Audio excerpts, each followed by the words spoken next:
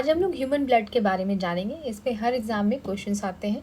Blood एक fluid connective tissue है जो कि हमारे बॉडी में न्यूट्रिएंट्स, गैसेस, इन सब को ट्रांसपोर्ट करने का काम करता है। हमारे बॉडी के सभी पार्ट्स में जो भी न्यूट्रिएंट्स पहुंचता है, जो भी गैसेस पहुंचता है, यानी कि ऑक्सीजन जो पहुंचता है वो ब्लड के थ्रू आता है। It also helps in maintaining homeostasis, यानी कि हमारे बॉडी में टेम्परेचर मेंटेन करने में हेल्प करता है। ब्लड का pH वैल्यू 7.4 है। इट मीन्स ये बेसिक है नेचर में। हमारे बॉडी में at least 5 to 6 litres of blood होता है। ब्लड का और दूसरा इम्पॉर्टेंट फंक्शन है टू फाइट इन्फेक्शन, और ब्लड के स्टडी को बोलते हैं हेमाटोलॉजी। अब जानते हैं कॉम्पोनेंट्स ऑफ ब्लड। तो दो मेन कॉम्पोनेंट्स हैं, प्लाज्मा और फॉर्म्ड एलिमेंट्स। प्लाज्मा जो है वो लार्जेस्ट कंपोनेंट है ब्लड का। 55% ब्लड का प्लाज्मा होता है और रिमेनिंग जो 45% है वो फॉर्म्ड एलिमेंट्स हैं। प्लाज्मा क्या है? It is the liquid portion of blood. Blood का जो लिक्विड पार्ट होता है वो प्लाज्मा होता है और इसमें 90% वाटर होता है। रिमेनिंग जो है वो है nutrients, electrolytes, gases, proteins. Nutrients में हो गया आपका कार्बोहाइड्रेट्स, मिनरल्स और काफ़ी एसेंशियल मिनरल्स भी इसमें होते हैं। प्रोटीन्स में एल्ब्यूमिन, ग्लोबुलिन और फाइब्रोनेजिन, जिसके अलग अलग फंक्शंस हैं। फाइब्रोनेजिन जो है वो ब्लड कोएगुलेशन में, यानी कि ब्लड क्लॉटिंग में हेल्प करता है। ग्लोबुलिन इम्यून सिस्टम में पार्टिसिपेट करता है और एल्ब्यूमिन ब्लड का ऑस्मोटिक प्रेशर मेंटेन करने में हेल्प करता है। इसी ऑस्मोटिक प्रेशर की वजह से न्यूट्रिएंट्स का आदान प्रदान होता है। लिपिड्स के ट्रांसपोर्ट में, स्टेरॉयड हार्मोन्स के ट्रांसपोर्ट में, इन सब में एल्ब्यूमिन हेल्प करता है। प्लाज्मा येलो कलर का होता है। Main function of plasma is to maintain the volume, ताकि ब्लड में जो न्यूट्रिएंट्स है वो अच्छे से ट्रांसपोर्ट हो सके। वाइटल मिनरल्स जैसे कि सोडियम, पोटासियम, इन सब के ट्रांसपोर्ट होने का मीडियम क्या है? वो प्लाज्मा है। प्रॉपर pH मेंटेन करने में भी प्लाज्मा हेल्प करता है, जो कि हमारे सेल फंक्शन के लिए बहुत क्रिटिकल है। क्रिटिकल प्रोटीन्स जो रिक्वायर्ड होते हैं ब्लड क्लॉटिंग के लिए, जैसे कि हमने देखा फाइब्रोनेजिन, ये भी प्लाज्मा मेंटेन करता है। प्लाज्मा के अलावा ब्लड में एक और चीज़ होती है जिसको कहते हैं सेरम। सेरम जो है वो प्लाज्मा से मिलता जुलता है, लेकिन इसमें ब्लड कोएगुलेशन वाला फैक्टर नहीं होता है और सेरम को यूज़ किया जाता है जनरली ब्लड ग्रुप को आइडेंटिफाई करने के लिए या फिर डिफरेंट टाइप्स ऑफ डिजीज़ को डायग्नोज करने के लिए। सेरम में भी बहुत सारे प्रोटीन्स होते हैं एक्सेप्ट फाइब्रोनेजिन, ये नहीं होता। अब ब्लड के दूसरे पार्ट में आते हैं जिसको कहते हैं फॉर्म्ड एलिमेंट्स। ये है red blood cells, white blood cells और प्लेटलेट्स। रेड ब्लड सेल्स को एरिथ्रोसाइट भी कहते हैं। एरिथ्रोस का ग्रीक मीनिंग होता है रेड और साइट का मतलब होता है सेल। तो एरिथ्रोसाइट रेड ब्लड सेल्स हैं। इनका प्राइमरी फंक्शन है टू ट्रांसपोर्ट ऑक्सीजन। इसमें न्यूक्लियस नहीं होता ताकि ये ऑक्सीजन कैरी कर सके। फीटस में रेड ब्लड सेल्स लिवर में प्रोड्यूस होते हैं। जब बच्चा पेट में होता है तो रेड ब्लड सेल लिवर में प्रोड्यूस होते हैं, लेकिन जब मैच्योर एडल्ट होता है तो बोन मैरो में रेड ब्लड सेल्स प्रोड्यूस होते हैं। लाइफ स्पैन इसकी 100 to 120 डेज है और इसका रेड कलर जो है वो हेमोग्लोबिन प्रोटीन की वजह से होता है, जिसका शॉर्ट फॉर्म HB है। इसकी वजह से रेड ब्लड सेल है, रेड कलर है, और हेमोग्लोबिन ही ऑक्सीजन से बाइंड करके रेड ब्लड सेल में ऑक्सीजन ट्रांसपोर्ट करता है। कुछ इंपॉर्टेंट टर्म्स देख लेते हैं जो कि एग्जाम में पूछे जा सकते हैं।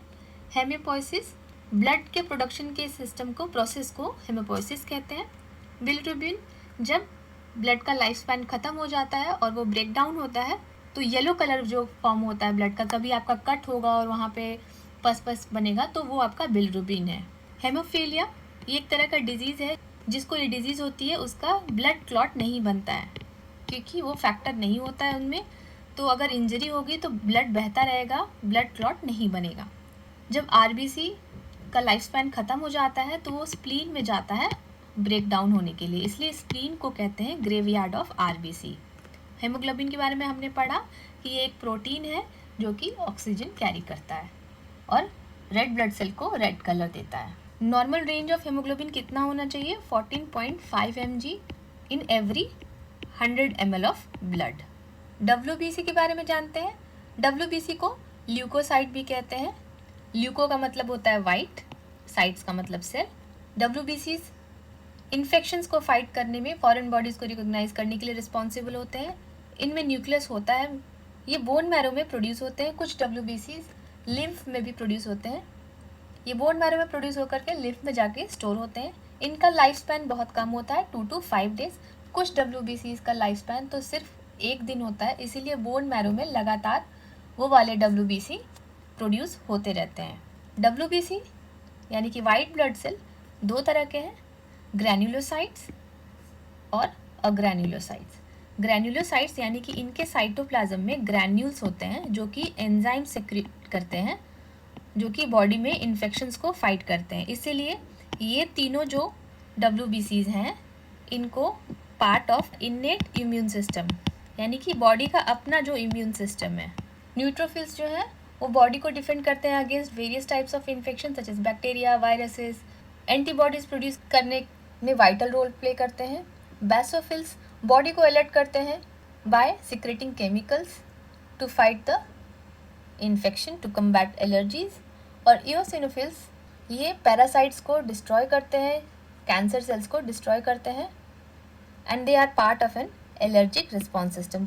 अग्रैन्युलोसाइट्स इनके साइटोप्लाज्म में ग्रैन्यूल्स नहीं होते, ये 2 तरह के होते हैं, लिम्फोसाइट और मोनोसाइट्स। इनको कहते हैं part of adaptive immune system. Monocytes responsible होते हैं अटैक करने के लिए, बॉडी में बैक्टीरिया, जर्म्स, उनके ब्रेकडाउन के लिए रिस्पॉन्सिबल होते हैं। लिम्फोसाइट्स वाइटल होते हैं एंटीबॉडीज़ प्रोड्यूस करने के लिए, ये बॉडी में फॉरेन एंटीजेंस को रिकॉग्नाइज करते हैं और उनके रिस्पॉन्स में एंटीबॉडीज़ प्रोड्यूस करते हैं। अब ब्लड ग्रुप कैसे डिटरमाइन होता है? तो blood group basically red blood cells में जो एंटीजन होता है उससे डिटरमाइन होता है। आपके RBC में एंटीजन A है, then you have blood group A। Antigen B, blood group B। A and B दोनों एंटीजन्स हैं तो ब्लड ग्रुप होगा AB, और एंटीजन नहीं है कोई भी तो आपका ब्लड ग्रुप होगा O। अब ये याद रखें कि अगर आपका ब्लड ग्रुप A है तो आपका एंटीबॉडी B होगा आपके प्लाज्मा में। ब्लड ग्रुप B है तो एंटीबॉडी A होगा।